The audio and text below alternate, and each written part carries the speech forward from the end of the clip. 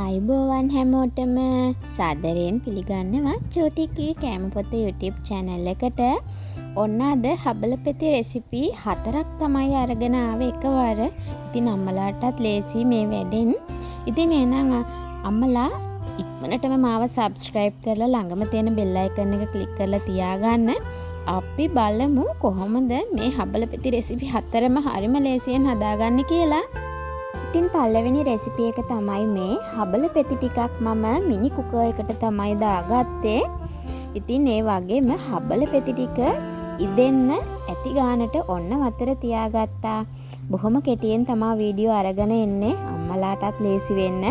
ඉතින් මොකද හරි ඉක්මනට බලන්නත් ඕනේ ඒ නිසා ඔන්න ඉතින් මම කුකර් එක ඔන් කරලා හබල පෙති ටික උයා ගන්නවා. ඔන්න හබල පෙති ටික නම් ඉදිලා තියෙන්නේ. ඔයාලට පේනවා ඇති හරි ගානට ඉදිලා තියෙනවා. මම මේකට හොඳ උක්කු පොල් කිරි තමයි මේ එකතු කරගන්නේ. ඉතින් මේ රෙසිපි බබාට මාස 6 ඉඳලා දෙන්න පුළුවන්. කිරි ටික දාලා හොඳට මේ විදිහට කලවම් කරන ගමන් හොඳින් උයා ගන්න.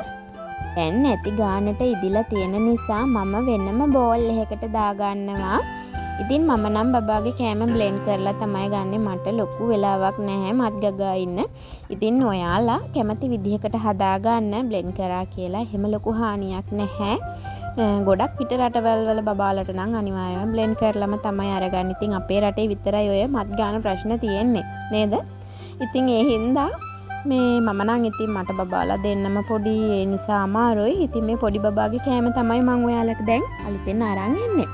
ඉතින් ඔන්න උයාගත්ත හබල පෙති ටිකට ඉන්න මේ විදිහට හොඳින් නිදුන සීනි කෙසෙල් ගෙඩියක් තමයි මේ එකතු කරන්නේ. ඔයාලට කැමති කෙසෙල් වර්ගයක් අරගන්න පුළුවන්. ඉතින් ඊට පස්සේ මේ විදිහට හොඳට බ්ලෙන්ඩ් කරලා මෙන්න මේ වගේ හොඳ පේස්ට් එකක් හදා ගන්න ඕනේ. දියාරුවට අරගන්න එපා. මොකද බබාලගේ බර වැඩි වෙන්නේ නැහැ එතකොට. දියාරුවට බබාට කෑම දුන්නාම මේ වගේ හොඳ උක්කුවට හදාගන්න. ඉතින් මේ තියෙන්නේ බබාට මාස 6 ඉඳලා දෙන්න පුළුවන් රසම රස රෙසිපි එකක්. අපි යමුද දෙවෙනි රෙසිපි එකට. ඊළඟ රෙසිපි එකට ආවා. බලමුද හදාගන්න විදිහ. මේ ඉස්සෙල්ලාම වට්ටක්ක කෑලි ටිකක් කපලා එකතු කර ගන්නවා මම මිනි කුකර් එකට. ඒ වගේම අල ගෙඩියකින් භාගයකුත් අරගෙන කපලා එකතු කරගත්තා. මේ දේවල් බබාට හඳුන්වලා දීලා තියෙනවා නම් තමයි ඔයාට මේ රෙසිපි එක try කරන්න පුළුවන් බබාට. ඒක අමතක කරන්නත් එපා. මේ සියලු රෙසිපි බබාට මාස 6න් දෙන නිසා. එහෙම නැත්නම් මාස 4 ඔයාලට ඒ වගේම මාස 4 5 6 මේ මාසවල කෑම පටන් ගත්ත බබාලට මේ රෙසිපි දෙන්න පුළුවන්. ඉතින් ඒ වගේම මේවා දෙන්නේ අනිවාර්යයෙන්ම මෙව හඳුන්වලා දීලා තියෙනවා නම් විතරයි. ඒක අමතක කරන්නත් එපා.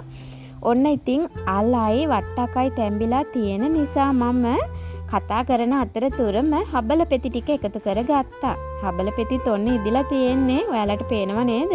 ඉතින් ඔන්න මම හොඳ උකු මිටි කිරි ටිකක් තමා මේ එකතු කරගත්තේ. ඔන්න ඉතින් කෑම පටන් ගත්තට පස්සේ සතිය එකමාරෙන් විතර පොල් කිරි හඳුන්වලා දෙන්න පුළුවන් නේ අපිට. එතකොට බබාගේ කෑම එක රස කරගන්න පුළුවන් හොඳ ටිප් එකක් තමයි මේක. බබා කන්න ආසයි කිරි රස නිසා. ඒ වගේම බර වැඩි වෙන්නත් ෂෝක් හොඳේ. ඒස් එක ගැන එච්චරම හිතන්න එපා. ටිකක් අසනීපෙන් ඉන්නේ. ඉතින් ඔන්න ඒ විදිහට හදාගත්ත හබල පෙති ටික තමයි මේ බ්ලෙන්ඩ් කරලා අරගෙන තියෙන්නේ. ඉතින් මෙන්න මේ විදිහට මම උක්කු පේස්ට් එකක් විදිහට තමයි බබාට දෙන්නේ මුල ඉඳලම. හොඳට බ්ලෙන්ඩ් කරලා තින්න ඉඳලා හොඳ ස්මූති ගතියක් තියෙනවා. බබාට කන්න අපහසුත් නැහැ. ඉතින් එහෙනම් මේ විදිහටත් හදලා බලන්න මේ දෙවෙනි රෙසිපිය.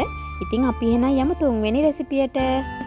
මේ රෙසිපි එකත් හබල පෙති වලින්මයි හදලා තියෙන්නේ. ඒ වගේම බබා හරිම ආසාවෙන් කාපු රෙසිපි එකක්. ඉතින් එහෙනම් අපි බලමු කොහොමද හදන්නේ කියලා.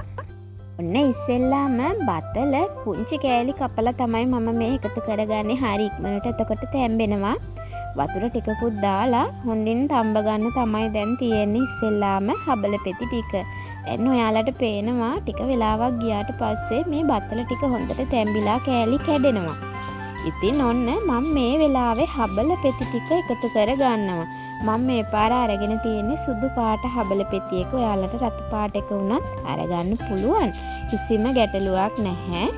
ඉතින් මාස 4, 5, 6 මේ ඕනම මාසයක කෑම පටන් ගත්ත බබෙක්ට මේ රෙසිපි 4ම දෙන්න පුළුවන්.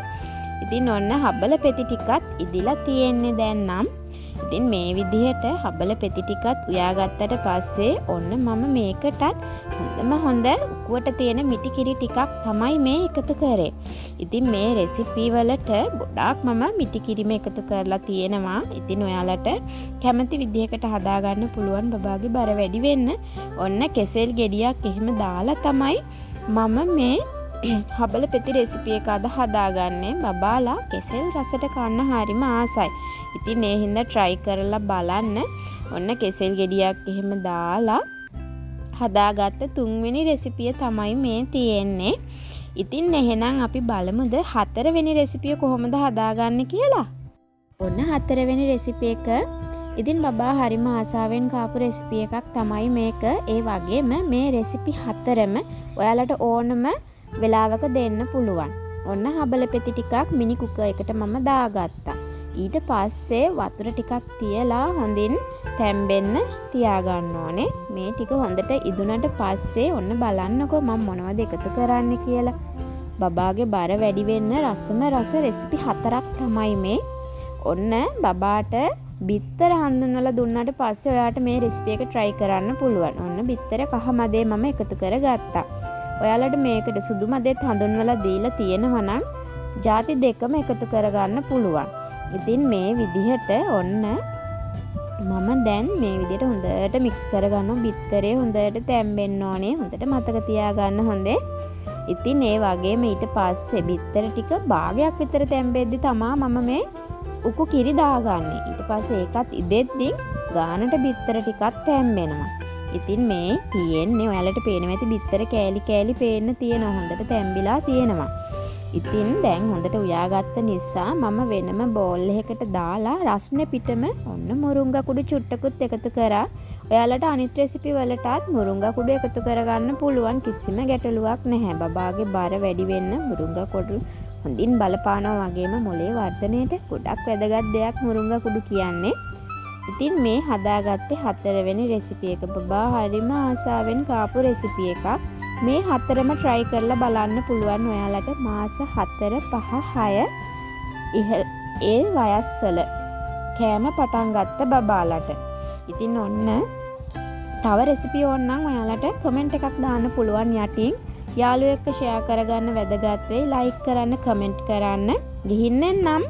සුබ දවසක් හැමෝටම.